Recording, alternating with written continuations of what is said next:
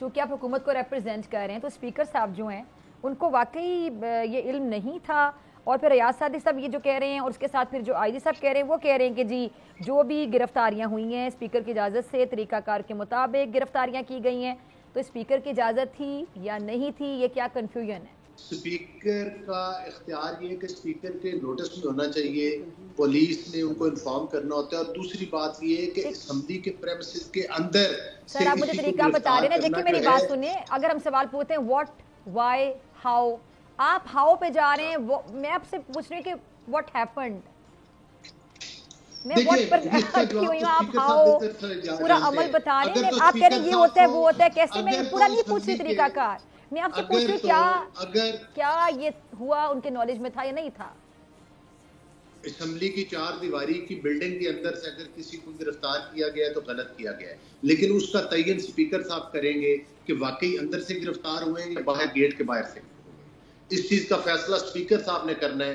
वो अपनी उधर की वीडियोस देखकर और उसके ऊपर इंक्वायरी लगाकर वो आप उधर ही थे ना? मैं उधर ही था जब अच्छा डॉक्टर मायूं में मोहम्मद वहां थे, वहां का आंखों देखा हाल जरा डॉक्टर साहब बता दें। देखिए मैं वहीं था, वहां पे ही अंदर आए थे, 4 दीवारी के अंदर आए थे। वो कह रहे डॉक्टर साहब टीवी पे बैठ के झूठ बोलते हैं, ये सही बात नहीं करेंगे। वहां पे लोग आपके सारी जितनी भी फुटेज आई है वो सारी देख ले, वो अंदर की हैं, वो उसके पार्लियामान के अंदर की हैं, वो सारी चीजें अंदर की हैं। जो शेर अफजल मरवत को कर रहे थे वो भी उधर ही थे, छुपे हुए थे, दाएं बाएं फिर रहे थे।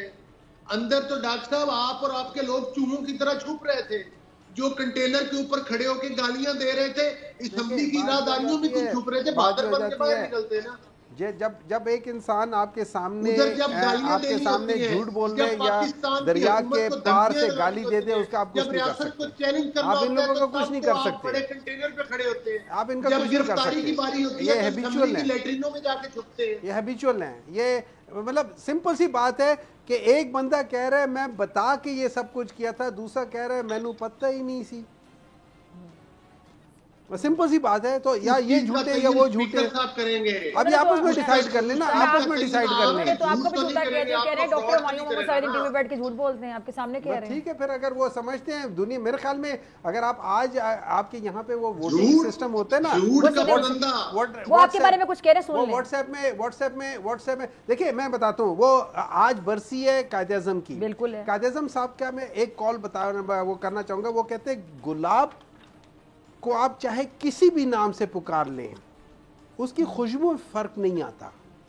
तो ये हमें जो जिस मर्जी तरीके से कर ले, हमारी खुशबू में फर्क नहीं आएगा, ये याद रखें। यानी पीटीआई गुलाब है आपके मुताबिक? यह बिल्कुल गुलाब है। तो पीएमएलएन के उससे मिलते की गई, जो पाकिस्तान की रियासत के बारे में बकवास किया गया, वो किसी से ढका छुपा हुआ नहीं है। सर ये तो वही बात है कि अपने आप को ख़वातीन के बारे में जिस तरह की गुफ्तगू अपने मुंह से तारीफ, आप लोगों के अपने घरों में चलिए आपकी पार्टी आप लोग डिफेंड करें। मैंने कायदे-ए-आज़म मोहम्मद अली जिन्ना का एक कोट किया ना, मैंने उनका कोट किया। देखिए उन्होंने, अच्छा उनकी भी जरा सुन लें बात। सहाफियों को और सियासतदानों को खड़े होकर गालियां देते और पाकिस्तान की रियासत को शर्म और हया है आप लोगों में? अच्छा जो मुझे एक बात बताएं, जो मरियम नवाज के जलसों में आप जो नारे मार रहे थे कि ये जो वर्दी वाला नारा आप मार रहे थे, उस वक्त आपको शर्म आ रही थी? जब मियां नवाज शरीफ साहब लंदन से आप लोगों को खिताब कर रहे थे गुजरांवाला में, उस वक्त जब आप तालियां बजा रहे थे और वो जो कह रहे थे, उस वक्त आपको शर्म आ रही थी? अच्छा जो डॉन लीग्स हुआ था, उस वक्त आप लोगों को शर्म आ रही थी? नवाज शरीफ साहब ने किसी खातून के बारे में कोई गलत गुफ्तगू की है तो बताएं। वो मुझे एक बात बताएं, वो जो बेनजीर साहब के खिलाफ जब कंपेन कर रहे थे मियां नवाज शरीफ साहब, आपको उस वक्त शर्म आ रही थी?